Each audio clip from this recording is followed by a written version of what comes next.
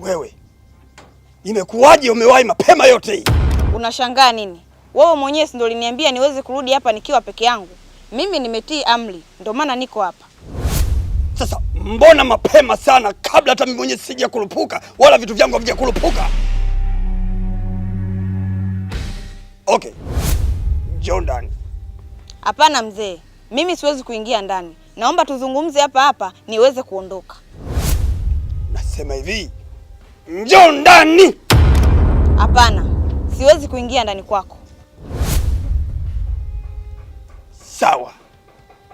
Sasa labda nikwambie kitu kimoja usichokijua.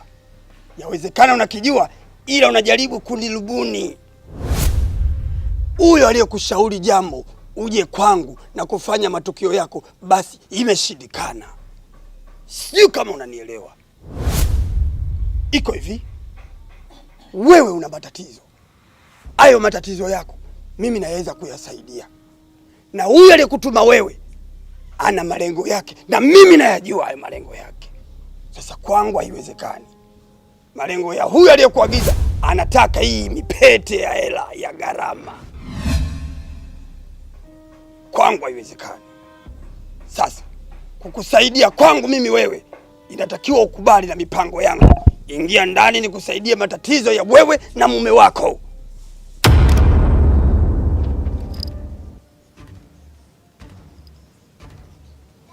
Sawa, nimekubali. Huo ni uongo. Tena uongo uliojidhihirisha. Mimi nina macho makali na nina macho kuona mbali tofauti na unavyofikiria. Uliambiwa ukubali na mimi hilo nalijua. Nalijua wazi kwamba uliambiwa ukubali ninachokwambia. Umefeli. Sasa basi nisikilize kwa umakini. Kama utaki kuingia kwangu ndani, basi nisubiri hapo hapo.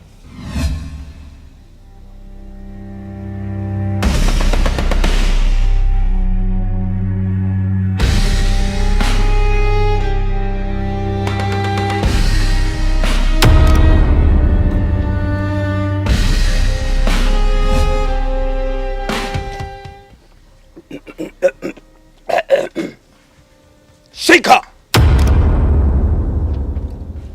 Wewe, shika haya maji! Hapana, mimi sina kiu. Wewe binti, tunabishana, tunatongozana, tunaelekezana. Nimesema shika haya maji. Mzee, samahani sana. Mimi siwezi kunywa maji kwa sababu sina kiu. Unajifanya mbishi kunielewa, si ndio? Sasa nikaa ukijua eneo la uwanja wangu huu, kama ukipewa kitu na ukakataa, basi huwezi kuondoka kiwepesi wepesi. Huwezi kuondoka kiwepesi wepesi. Hivyo chaguo ni lako, kusuka ama kunyoa. Kamata! Shika pale! Unatakiwa udambulile mdogo mdogo. Unadambulila mdogo mdogo. Dambulila! Ila mimi sina kiu. Wewe unadambulila, udambulili vizuri. Sasa anza kuyadambulila mdogo mdogo. Dambulila!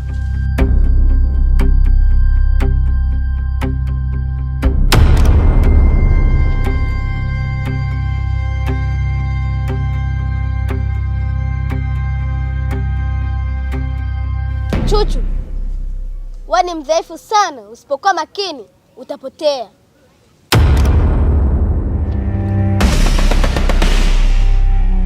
Mzee Nguvu, chukua maji yako. Wewe, alafu nilishakwambia katika shughuli zangu sitaki shobo na watoto. Sitaki shobo na watoto. Unanifuata sana. Huko kunapoenda huko kunapoelekea nishakuchoka. Nishakuchoka.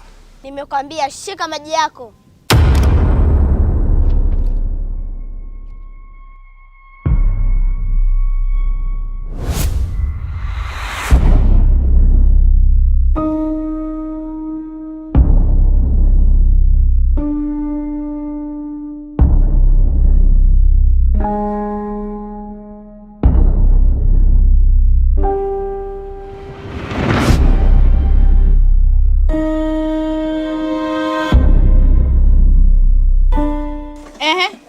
Nikusaidia nini sasa leo?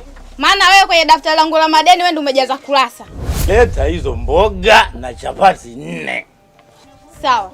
Nakupatia chakula babangu. Sitaki uje uniletee tena mara ila si nimefanyaje? Leo tunagombana. Nakupa chakula kilo safi kabisa. Leo mimi nina hela. Hilo deni nao lidai hapo nyuma nalilipa, na leo ninachukua chakula nalipa. Wewe leta hizo mboga na chapati 4 nile nishibe. Leo hela ipo.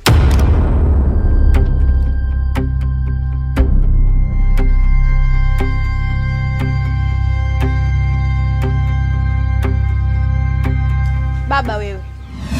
Lile deni la nyuma na kudai 4,000. Ukijumlisha na hivyo unavyotumia hapa inakuwa 6,000. Kwa tafadhali kuwa muungwana. Leo mimi nina hela. Hilo deni nao lidai hapo nyuma nalilipa, na leo ninachukua chakula nalipa.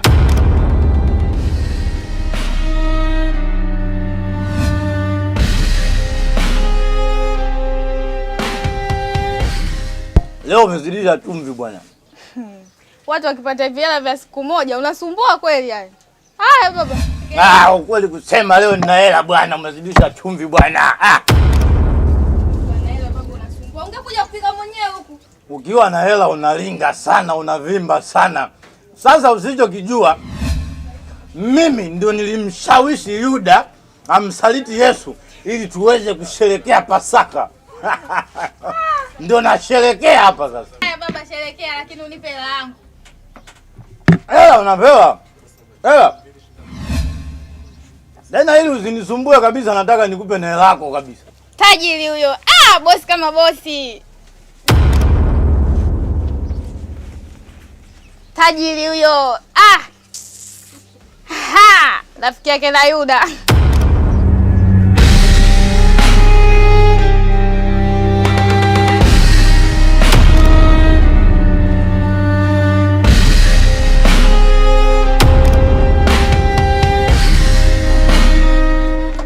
Yuda na mimi kanisaliti leo.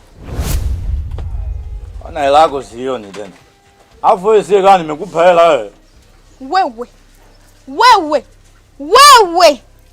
baba wewe. Wewe macho manne wewe. Tafadhali. Tena ujiheshimu, nipe hela yangu babangu wewe. Wewe ulikoamkia umeamkia vibaya bwana. Hebu kumbuka vizuri bwana. Mimi nimetoka huko na hela yangu kabisa ninayo mfukoni. Kwa hiyo kaa ukitulia kabisa, utakumbuka kwamba mimi hela nimekupa. Kole umekaa ukafikiria njia nyingine ya kuja kunidadisi mimi nikupatie chakula ule afu anze kuniletea. Wewe baba na kuheshimu. Tena mbuto hela yangu kabla sijachange sijaleta upande wangu wa pili ukauona ukaniona mimi sina adabu, nimekuvunjia heshima wewe. Hela unapewa. Nipe hela yangu. Tena naomba ache kwanza kula, nipe hela yangu. Wewe. Tafadhali naomba unisikize kwa makini. Hii ni sehemu ya biashara. Watu wanitegemea mpaka watoto wanaosoma wewe. Basi mama usinidovole. Sasa sikia, si uachi nimalizie mboga zangu hapa kula bwana. Unaniletea uchule? Na kuiza inuka. Basi mama. Basi.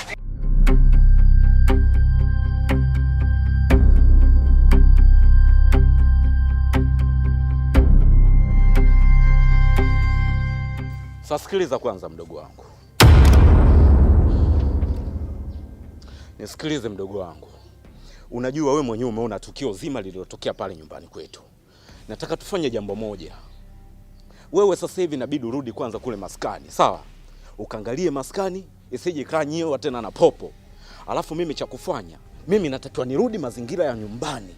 Kwa sababu yule bi mkubwa anaweza kanyanyuka akataka kwenda kwa mzee Nguvu, au mzee Nguvu akaona mimi nimetoka akaamua kurudi mazingira ya nyumbani akamzuru mamangu.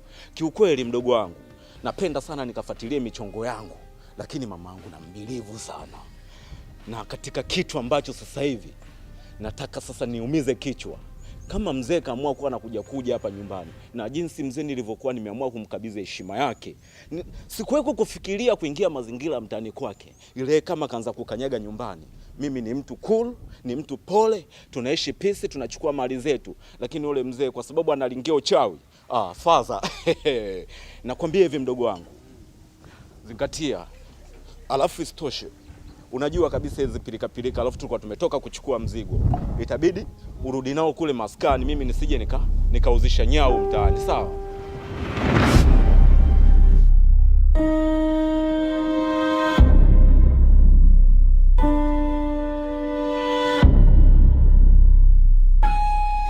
Zingatie, sitaki nikute hesabu yameenda tofauti, tutapishana kabisa mimi na wewe. Okay? Sawa bro. Kingine, wewe kuwa makini na mama.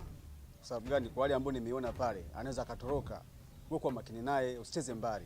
Kuhusu mzigo usijali. Najua unanifahamu vizuri tu, usije kuzingua. Machaka yote tunayajua. Tatembeza ila utaikuta. Usiwe na wasiwasi. Kumbe dogo na akili summertime.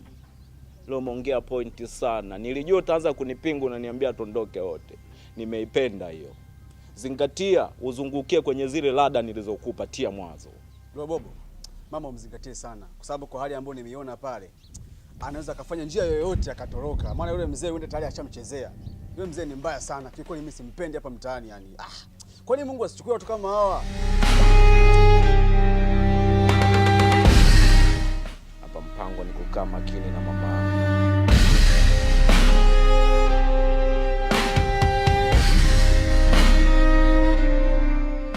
We macho manne, unaviona hivi vyombo hapa? Nataka vingae dakika 2 na kupatia. Naenda hivi, nikirudi nikute vyombo visafi. Sasa huo ni uonevu. Mtoto wa kiume unampaje kazi ya kuosha vyombo? Haya mambo ya kike sasa haya mama. Alafu wewe umejichanganya. Mimi hela wewe nimekupa kabisa. Katika kumbukumbu zangu nimekupa hela. Sema wewe umeamka vibaya leo. Wewe usinifanye mimi zimeruka. Narudia tena kwambia usinifanye mimi kichaa sina akili. Hela hujanipa wewe kiberenge, wewe macho manne, wewe sio kwa na hayo wewe. Yaani unanifanya niongee. Wewe mbwa, hivi vyombo vingae. Vingae tena vitakate vyombo vyangu vya hivi safi. Na ole wako pasua hata kimoja unalipa. Kwanza hapa hivi vyombo ni unisikiliza vizuri. Hapo ni buku tu. Sio kama ndo deni limeisha, bado nakudai. Buku tu ndo imetoka. Sasa mbona huo uonevu? Yaani toka kwenye 6 unaonidai nikiosha vyombo unakata buku. Mama ntilie, huo ni uonevu. Wewe ungekuwa unajua uonevu au ungekuwa unajua aibu, usingekuwa unakataa kulipa madeni ya watu. Naomba uache hivi vyombo kwani sichumana nipotezea muda. Ina mambo. Osha hivi vyombo. Nimekupa dakika 2. Ole wako nije nikute vyombo vijang'aa. Utoke hapa leo.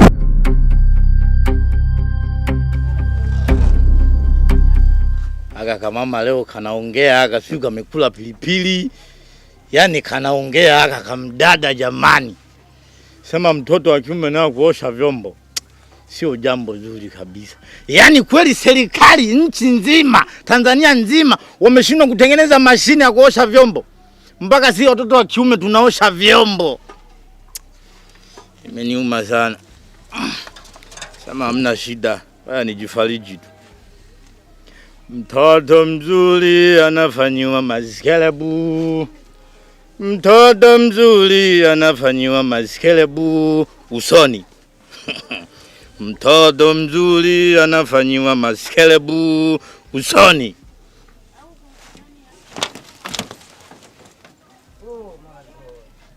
Wewe tena umekuja tuosha vyombo eh? Alafu wewe hela yangu iko wapi? Pale wakati tumepeana hela pale. Hivi pale ulichukua hela wewe au mimi ndo nilichukua? Sinaongea na wewe. Wewe, si nilikuuliza hela ya kwako kanijibuje? Ile ilikuwa ni kweli kabisa ya kwangu. Na ndio maana niliweka kwenye mfuko wangu. Sasa nimekuja hapa kwa mantilie kula mboga. Sawa eh? Sasa na search mfukoni hivi nakuta hela haipo. Kwa kama umechukua bwana nigee hela yangu bwana. Acha tamaa.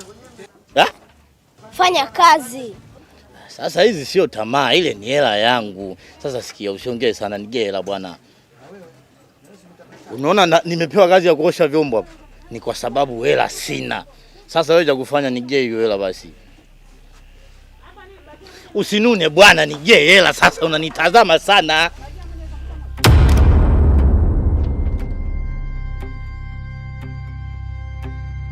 Sasa unaenda wapi wewe mtoto? Aka mara pili nakutana nako.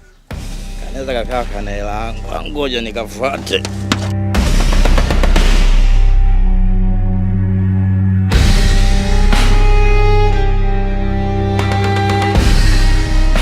Chuchu, nilikwambia nitakulinda. Umeamini? Ungejaribu kunywa yale maji, basi tayari usingetoka. Ila mtoto Jini, kwa wewe unavyoona, hivi tunaweza kuipata kweli hii pete? Kwa sababu kila njia tunayojaribu tunashindwa, hatufanikishi. Usijali, ila kwa sasa nenda nyumbani kwanza. Nitakuja kukupatia utaratibu mwingine. Sawa mtoto Jini, nimekuelewa na asante kwa kunilinda. Nakushukuru sana.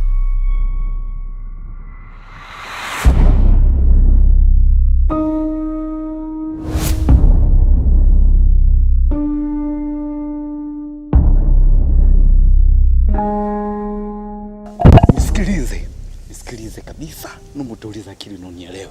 Mimi sina muda wa kupoteza. Hivi unajua wewe mlembo, mimi napitia mambo mangapi kwa ajili yako? Yaani mpaka sasa hivi nimefikia time nakuwa naona mauza kwa ajili yako. Kwa nini unataka kunielewa? Napitia changamoto kibao kwa ajili yako mchumba. Nisikilize vizuri mlembo. Mimi nimesikia wewe una basha yako. Unaishi na basha yako, si ndio? Nakupa ujumbe wangu. Na huu ujumbe nataka ufikishe kwa basha yako. Mwambie hivi, yule basha aliobarehe kwa ajili ya kunichagua kuishi na mimi tu, leo kanipa namba yake. Anipigie simu ili tujue tunafanya vipi. Yeye saliniita mimi mke wake mdogo. Sasa mwambie hivi, nikiamua kumbilivu msichana na mpenda huyo, siangalii yupo na nane kwenye maisha yake. Naomba andike namba yangu. Andika namba 07 10 40 29 60. Mwambie hii ni namba ya basha yako mpya. Nataka kuzungumza na kibasha chako ili nijue kwa nini alipata ujasiri wa kuniita mimi mke wake mdogo. Anapata wapi ujasiri wa kutangaza vita kwa wanaume wenzie kwamba ni mume wetu? Mimi nitiwe na mume mtaani kwangu. Mtaani kwangu mimi nanuka ninavyotaka, nachukua shipapi yoyote na ukatiza mbele yangu nikibilivu. Ndio maana mlembo, mimi kwako sije kutumia mapanga wala bunduki. Na kuja kiloyo, nataka tumalizane kiloyo. Zingatia, nakupenda sana wewe mwanamke. Nakupenda kuliko kitu kingine hapa duniani. Ukimtoa mamangu, wewe ndo unafuata. Na nafasi ya chumba changu kwenye maisha nimekukabidhi wewe. Naomba ulizingatie hilo. Anicheki kwa wakati. Wewe tutatafutana. Mimi na wewe nitatenga muda wangu mzuri, nitakutafuta tuje kuyazungumza. Umenielewa shipapi? I love you.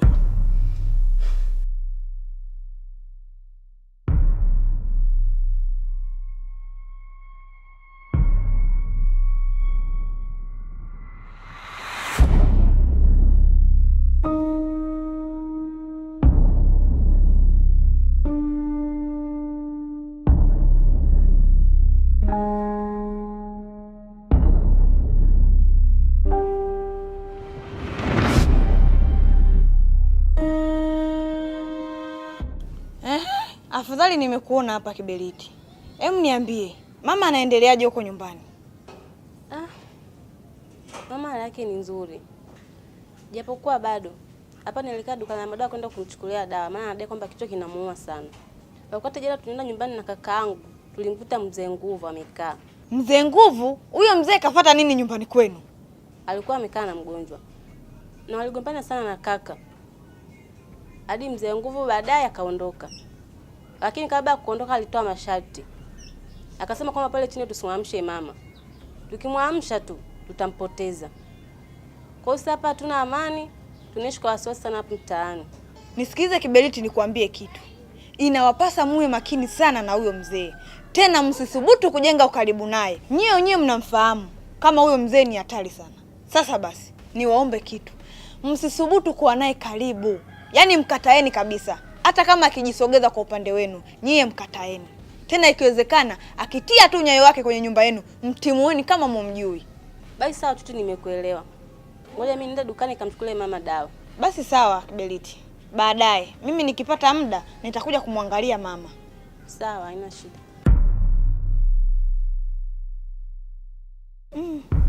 Huyu mzee sasa amezidi. Naona kabisa anataka tutawale kijiji kizima hiki. Yaani mtaa mzima anataka ukamate yeye, lakini haiwezekani.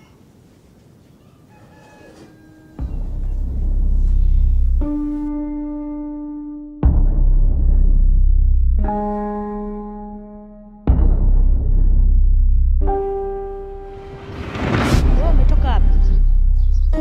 Mali nimetoka nyumbani, nimekuta mlango uko wazi. Samahani dada, kuna sehemu nilienda mara moja, kuna mambo yangu nilikuwa nafuatilia. Ni vitu gani ambavyo unavifuatilia na mlango wangu unauacha wazi? Ni mambo ya kawaida tu dada, tayaweka sawa mwenyewe. Nahitaji kuvijua kwa sababu wewe ni mdogo wangu mimi. Kwa hiyo nahitaji kufahamu kila kitu kinachokusumbua wewe. Ni mambo ya kawaida tu dada, usijali, mimi nitayaweka sawa na nitakuwa sawa. Aha. Kwa hiyo wewe hutaki kuniambia kinachokusumbua? Basi sawa, nenda nyumbani. Nitajua cha kufanya. Sawa.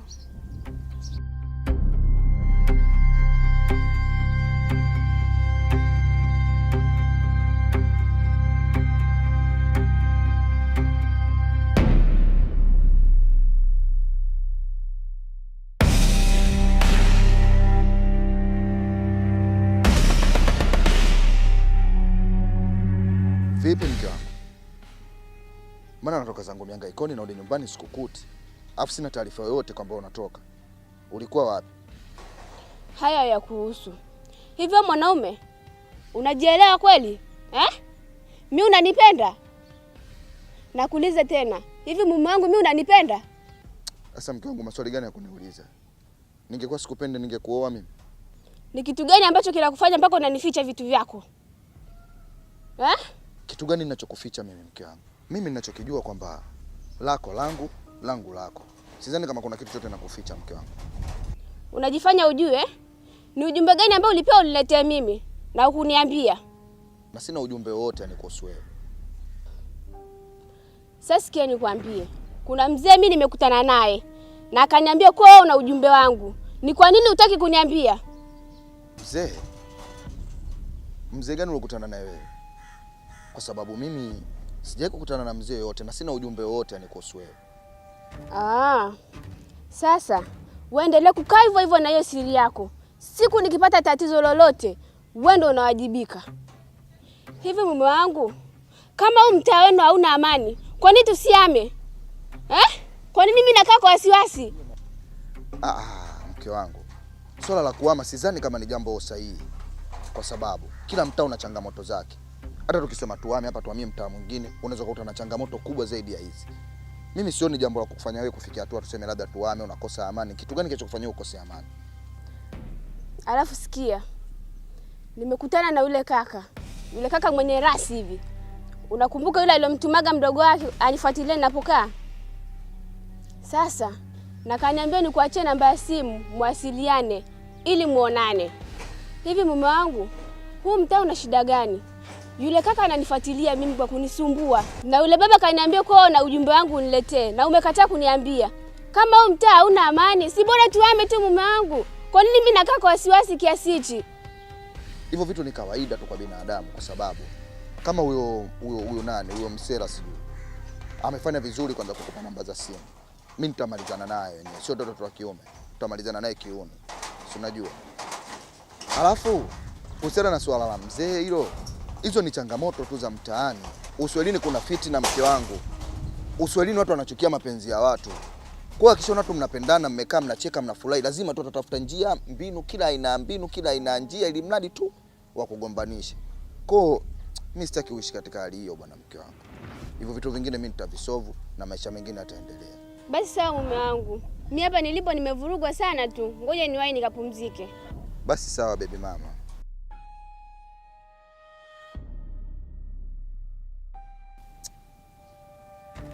Huyu jamaa anataka nini? anampa namba mke wangu. Sasa hapo kuanzia sasa hivi nawahi tushari. Popote atakapo, yani popote atakapogumiana naye, atakapokuja ndo nitakapompokea. Bora lawama kuliko fezea. Mwisho siku mke wangu anaweza kanaona mnyonge bure, kanichukulia ginda.